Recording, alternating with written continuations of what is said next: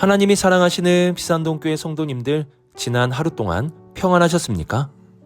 오늘 우리에게 주시는 하나님의 말씀은 마가복음 6장 30절에서 44절까지입니다. 하나님의 말씀을 함께 읽겠습니다.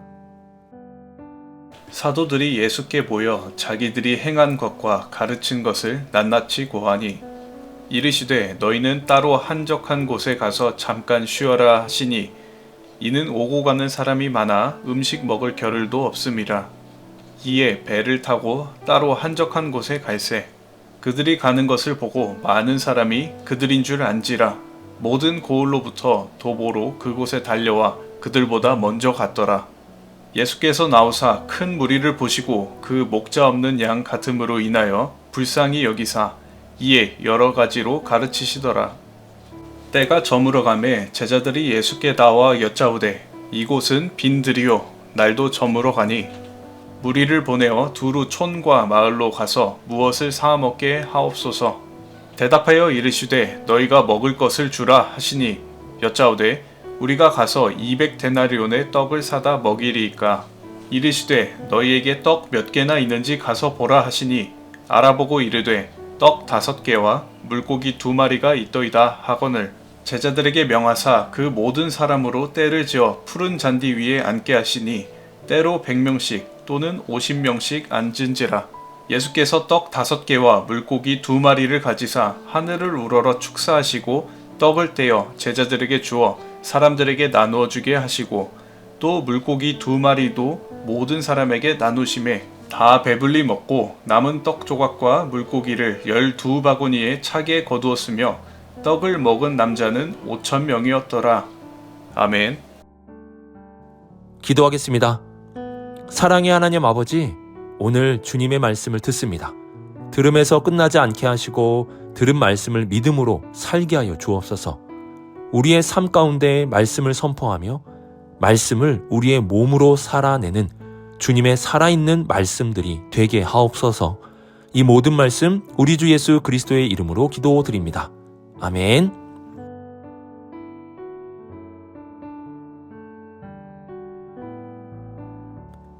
예수님에 대한 소문은 헤롯 왕에게까지 들릴 정도로 매우 유명해졌습니다. 그래서 어디를 가든 많은 사람들이 예수님을 따라오게 되었는데요. 예수님을 따라온 사람들은 보통 가난한 사람들, 병든 사람들과 같이 주변부에 있고 고통 중에 있는 사람들이었습니다. 그래서 31절을 보시면 이 사람들이 얼마나 많이 왔는지 제자들이 음식을 먹을 겨를도 없었다고 말씀합니다. 예수님은 제자들에게 식사를 할 수 있도록 한적한 곳으로 가자고 말씀하셨습니다. 그래서 32절을 보시면 예수님과 제자들은 배를 타고 한적한 곳으로 갔습니다. 하지만 33절을 보시면 예수님이 가는 것을 보고 많은 사람들이 모든 고을로부터 도보로 그곳으로 달려와 먼저 가 있었다고 말씀합니다. 밥 먹을 시간조차 없을 정도로 많은 사람들이 예수님께 몰려왔던 것입니다. 하지만 34절을 보시면 예수님은 이들을 보시고 목자 없는 양 같음으로 인하여 불쌍히 여기셨다고 말씀합니다. 예수님은 이들을 불쌍히 여기셨습니다. 그러면 불쌍히 여기신 다음에 예수님은 무엇을 이들에게 행하셨을까요? 가난한 사람들에게는 부유함을 주시고 병든 사람들에게는 병고침을 주시면 좋을 것 같은데요. 하지만 예수님은 이들을 불쌍히 여기사 여러 가지로 가르쳐 주셨다고 말씀합니다. 예수님은 이들에게 예전부터 줄곧 가르쳐 주셨던 하나님의 나라에 대해 가르침을 주셨습니다. 우리는 가난한 사람들에게 필요한 것은 물질이고 병든 사람들에게 필요한 것은 병고침이라 생각할 수 있습니다. 그러나 예수님은 그들에게 진정으로 그리고 시급하게 필요한 것은 하나님의 나라의 복음이라 여기셨습니다. 그래서 그들에게 가르침을 주신 것입니다. 그렇게 한참을 가르침을 주시고 나니 때가 저물었습니다. 때가 저물었기에 제자들은 예수님께 나와 이곳은 빈들이고 날도 저물어가니 무리를 보내어 마을로 가서 무엇을 사 먹게 해야 한다고 건의하였습니다. 이러한 제자들의 건의에 대한 주님의 말씀은 너희가 먹을 것을 주라는 것이었습니다. 44절을 보시면 이때 모인 사람들이 남자만 5,000명이라고 기록하고 있습니다. 5천 명의 사람들을 어떻게 12명의 제자들이 다 먹일 수 있겠습니까? 그래서 37절을 보시면 제자들은 주님께 우리가 가서 200데나리온의 떡을 사다 먹이리까? 라고 여쭈었습니다. 데나리온은 한 사람의 하루 품삯입니다. 그러면 200데나리온은 연봉의 절반 이상 정도 되는 금액이라 할 수 있습니다. 제자들은 남자만 5,000명 정도이니 적어도 200데나리온은 있어야 이들을 먹일 수 있다고 판단했습니다. 하지만 제자들에게는 그 큰 돈이 없었습니다. 그래서 제자들이 예수님께 200데나리온이라는 말을 한 것은 우리에게 돈이 없기 때문에 그들을 먹일 수 없다는 뜻이었습니다. 예수님은 예수님을 찾아온 많은 사람들에게 하나님의 나라에 대한 가르침을 주셨습니다. 그리고 제자들에게는 따로 과외를 해주시면서까지 하나님의 나라의 비밀을 더욱 잘 가르쳐 주셨습니다. 심지어 오늘 말씀이 있기 전에 예수님은 제자들에게 돈 한 푼도 가지지 않았지만 하나님이 먹이시는 제자됨의 길을 알려주셨고, 하나님의 나라는 작은 씨앗이기에 그 작은 씨앗만 심어줘도 100배의 열매가 맺어지는 역사가 일어날 것을 알려주셨습니다. 또한 제자들을 보내시면서 대접받는 자가 아니라 대접하는 자가 되어야 한다고 말씀해 주셨습니다. 이렇게 예수님은 제자들에게 하나님을 전적으로 신뢰하고 사람들을 대접하며 살아가는 법과 작은 것을 통해 큰 일을 이루시는 하나님의 나라의 역사를 알려주셨습니다.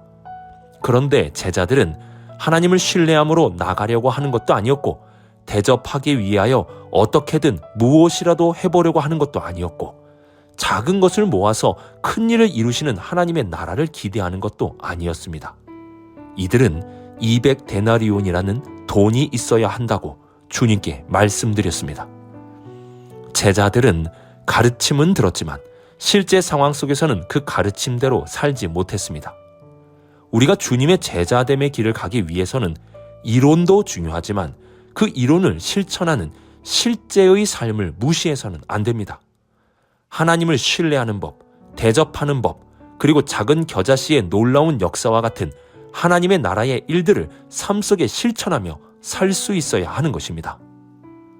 주님이 너희가 먹을 것을 주라고 말씀하셨을 때 돈이 있어야 주지 않겠습니까? 라고 말하는 제자의 삶이 아니라 먹이실 하나님을 신뢰하고 대접하기를 힘쓰며 작은 겨자씨라도 내어드릴 수 있는 진정한 주님의 제자가 될 수 있기를 바랍니다. 이론만 빠삭하게 아는 제자가 되지 맙시다. 이론과 실제가 함께 나타나는 주님의 진정한 제자가 되시길 주님의 이름으로 축복합니다.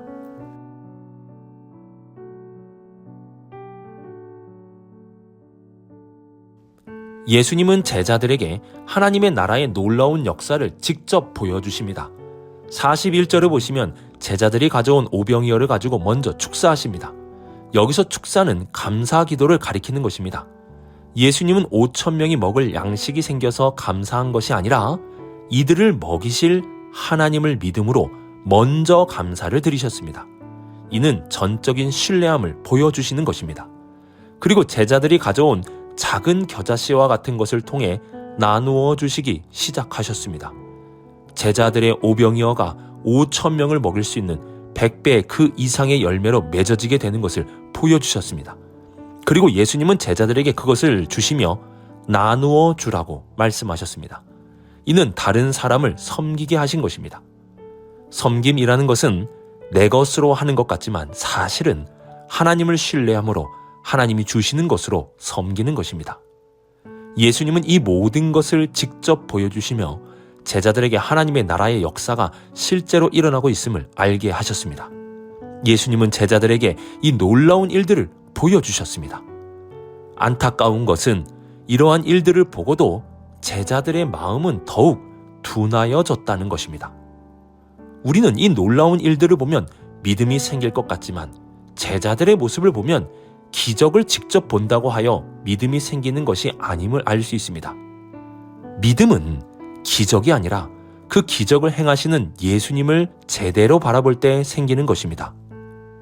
예수님에 대하여 알지 못한다면 오병이어가 아니라 일병일어로 수만 명을 먹여도 믿음은 생기지 않습니다. 우리는 기적을 믿는 것이 아니라 기적을 일으키시는 예수님을 알고 그분을 믿을 수 있어야 하는 것입니다. 오병이어의 기적은 사실 예수님이 누구신지에 대해 우리에게 알려주는 소중한 말씀입니다. 34절을 보시면 예수님께서 그들을 목자 없는 양과 같이 보셨다고 말씀하고 있습니다. 또한 39절을 보시면 이 사람들을 푸른 잔디 위에 앉게 하셨다고 말씀합니다. 이러한 말씀을 통해 우리에게 알려주는 것은 예수님이 우리의 진정한 목자가 되신다라는 사실입니다. 우리는 예수님이 나의 삶의 목자라는 것을 알고 믿으며 살아갈 수 있어야 합니다. 예수님과 함께 한다면, 우리의 목자이신 예수님과 함께하면 먹을 수 있는 것이고, 그분과 함께하면 쉴만한 물가로 인도함을 받을 수 있게 되는 것입니다. 예수님이 기적을 일으키시고 그 자리를 피하셨던 이유는 사람들이 예수님을 알고 믿으려고 하는 것이 아니라 기적만을 믿으려고 했기 때문이었습니다. 어떤 분은 내 삶에 왜 기적이 일어나지 않느냐고 불평불만하고 실망하실 수도 있습니다. 그러나 진짜 기적은 내가 예수님을 알고 그분을 나의 주님으로, 나의 목자로 믿고 살아가고 있는 것입니다. 이것이 진짜 기적입니다. 오늘 여러분의 마음속에 예수님이 나의 주님이시고 나의 목자라는 진실한 믿음이 있으십니까? 하나님은 바로 그 믿음을 갖게 하기 위하여 예수님을 이 땅에 보내주셨고 십자가에 죽게 하셨으며 부활과 승천 그리고 성령 강림이라는 놀라운 역사를 이루어 주셨습니다.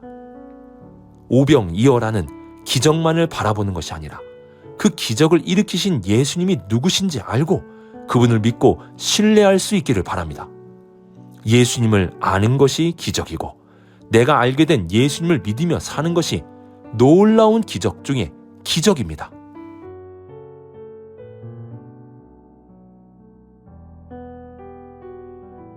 예수님은 제자들이 가져온 오병이어가 없어도 많은 사람들을 먹이실 수 있는 분이십니다. 그러나 주님은 제자들에게 먹을 것을 주라고 하셨고 그들이 가져온 오병이어를 통해 기적을 일으키셨습니다. 주님은 홀로 일하실 수 있지만 주님이 기뻐하시는 것은 제자들과 함께 협력하는 것입니다. 제자들의 것이 없어도 기적을 일으킬 수 있지만 제자들이 가져온 것을 통하여 기적을 일으키심으로 협력을 하신 것입니다. 주님이 기뻐하시는 일은 협력입니다. 나의 작은 헌신, 나의 작은 믿음과 주님의 능력이 협력되므로 놀라운 일이 나타나기를 기뻐하시는 것입니다. 그래서 주님은 우리의 작은 믿음이라도 가질 수 있도록 작은 것에 헌신할 수 있도록 훈련을 시켜주십니다. 또한 교회 공동체로 우리가 모일 때에 혼자서 일하는 것이 아니라 작은 헌신과 믿음이 모여 협력을 이룰 수 있도록 역사해 주시는 분이십니다. 주님의 역사가 나타나지 않는 곳에는 사람들의 믿음과 헌신이 없습니다. 믿음이 없는 곳, 헌신이 없는 곳에는 주님의 역사가 나타나지 않습니다. 왜냐하면 주님은 협력을 원하시기 때문입니다. 내 삶에 주님의 역사가 왜 없는가를 따지기 전에 나의 믿음과 헌신이 있었는지를 돌아보아야 합니다. 헌신하십시오. 믿음으로 행하십시오. 주님은 그 작은 헌신과 믿음을 사용하여서 오병이어의 기적을 일으키시는 분이십니다. 오늘 말씀을 묵상하며 하나님의 나라의 이론만 아는 것이 아니라 하나님의 나라의 실제 속에 그 이론을 적용하며 살 수 있기를 바랍니다. 돈을 요구하는 것이 아니라 하나님에 대한 신뢰, 섬김 그리고 작은 것을 통해 큰 일을 이루시는 하나님을 기대하시기 바랍니다. 또한 우리는 기적을 바라보는 자가 아니라 예수님을 바라보는 자가 되어야 합니다. 예수님이 나의 목자이심을 알고 그분을 신뢰하며 살아갈 수 있어야 합니다. 마지막으로 주님은 협력을 원하십니다. 나의 작은 헌신, 나의 작은 믿음을 원하십니다. 오늘 하루 나의 겨자씨와 같은 작은 믿음과 헌신을 통해 큰 일을 이루시는 하나님을 믿고 나의 목자가 되시는 예수님을 신뢰하면서 살아갈 수 있는 우리 모든 성도님들이 되시길 주님의 이름으로 축복합니다. 기도하겠습니다. 사랑의 하나님 아버지, 주님을 바라봅니다. 우리의 목자 되시는 주님을 바라봅니다. 주님을 신뢰하며 사는 자들에게 쉴만한 물가로 인도해 주시고 주님을 기대하며 우리의 작은 헌신을 드릴 수 있는 진정한 제자가 되게 하여 주옵소서. 오늘도 제자 되기를 원합니다. 이 모든 말씀 하나님의 아들 우리 주 예수 그리스도의 이름으로 기도드립니다. 아멘.